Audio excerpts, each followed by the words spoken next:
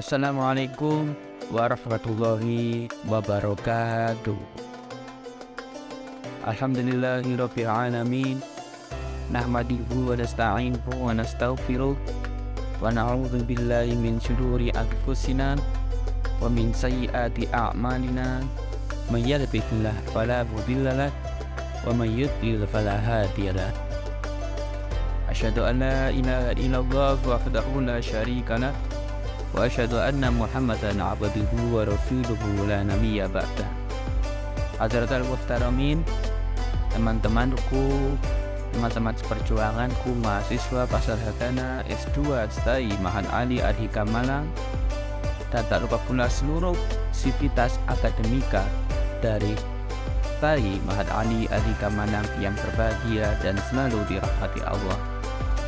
Alhamdulillah, puja dan puji syukur kita panjatkan kehadirat ilahi Rabbi Allah Subhanahu wa Ta'ala, yang mana atas limpahan rahmat dan inayahnya sehingga kita dapat menjalankan ibadah puasa di bulan suci Ramadan ini dengan penuh ketakziman dan penuh kekhidmatan. Alhamdulillah, bagaimana yang kita ketahui, bulan Ramadan adalah bulan suci yang penuh ampunan dan maghfirah dari Allah Subhanahu wa Ta'ala. Bulan suci yang penuh keberkahan dan penuh dengan rahmat dari Allah Subhanahu wa Ta'ala. Di bulan Ramadan, segala amal perbuatan kita yang baik, segala amal perbuatan ibadah kepada Allah Subhanahu wa Ta'ala dan kepada seluruh makhluknya, baik itu manusia, baik itu hewan dan tumbuhan, akan dilipat gandakan oleh Allah dengan berkali-kali lipat. Maka dari itu, kita seharusnya menyadari sebagai manusia, menyadari akan esensi kita diciptakan oleh Allah di muka bumi ini. Allah menciptakan manusia di muka bumi ini memiliki dua peran. Yang pertama adalah sebagai seorang hamba atau abdul abidin, yang mana tugasnya tidak lain dan tidak bukan hanyalah untuk beribadah. Amma khalaqtul jinna wal insa illa liya'budun. Dan perlu digarisbawahi bahwa beribadah di sini adalah beribadah kepada Allah secara vertikal, dan juga beribadah secara horizontal kepada makhluk-makhluk Allah, kepada seluruh umat manusia, teman-teman kita, saudara kita, tetangga kita, bahkan hewan dan tumbuhan di sekitar kita harus memiliki, harus merasakan manfaat keindahan kita di sekitar mereka.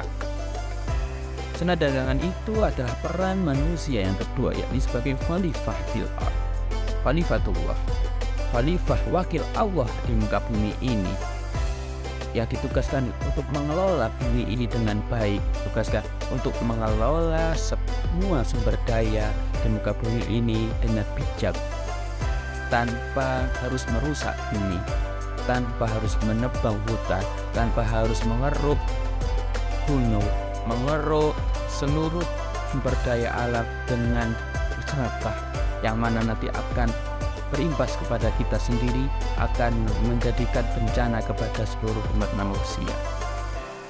Maka dari itu, seorang manusia, diri kita, kehadiran esensi kita janganlah menjadi sebuah kerugian, janganlah merusak dimanapun kita berada.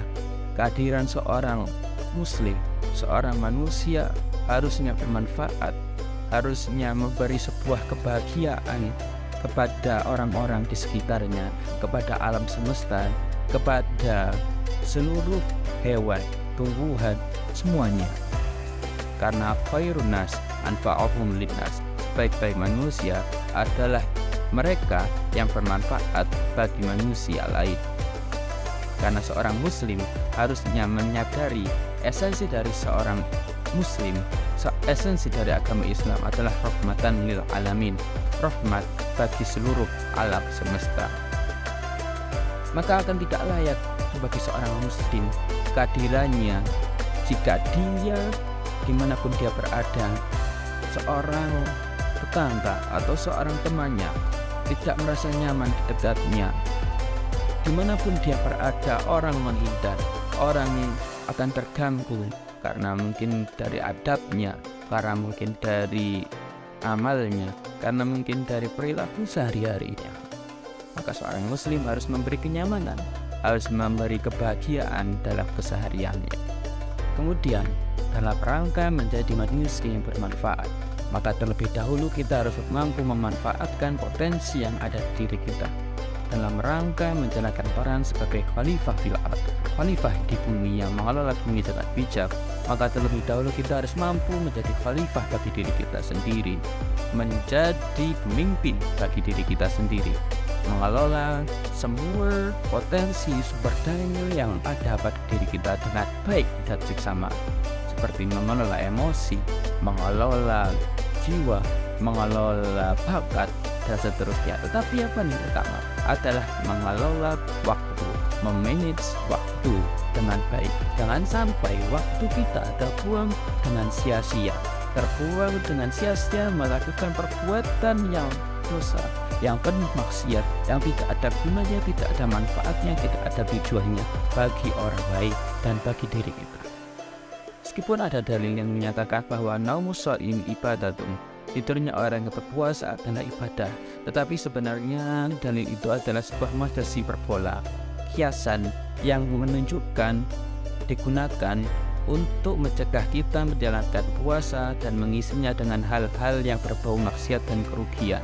Maka ditujukanlah sebuah hadis naumus shaim ibadah, tidurnya orang puasa saja adalah ibadah, apalagi kalau kita mengisinya dengan hal yang bermanfaat, apalagi kalau kita mengisinya dengan ibadah baik kepada Allah, dengan sedekah kepada orang lain, dengan berbuat baik kepada sama manusia, teman-teman dan saudara kita di sekitar kita, maka itu akan lebih baik dan berdaya guna dan memiliki pahala yang lebih besar dan berkali-kali lipat yang berguna bagi diri kita sendiri kelak di akhirat.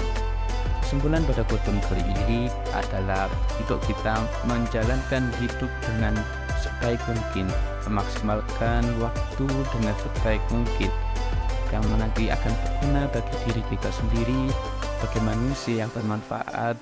Kehadirannya selalu dirindukan, selalu memberikan kebahagiaan bagi orang-orang di sekitar kita. Bahkan untuk menjalankan peran kita sebagai manusia, selain sebagai hamba dari Allah Subhanahu wa Ta'ala, ke sebagai khalifah fil ard yang mengelola bumi ini dengan baik. Maka semua langkah-langkah besar kita haruslah dimulai dari diri kita sendiri. Semua kebijakan kita, angan-angan besar, mimpi-mimpi kita haruslah dimulai dari langkah-langkah kecil kita sendiri. Mungkin cukup sekian dari saya. Apabila ada kurang lebihnya, saya mohon maaf yang sebesar-besarnya. Wabillahi taufiq wal hidayah, waridha wal inayah. Syukran ala iktiramikum. Assalamualaikum warahmatullahi wabarakatuh.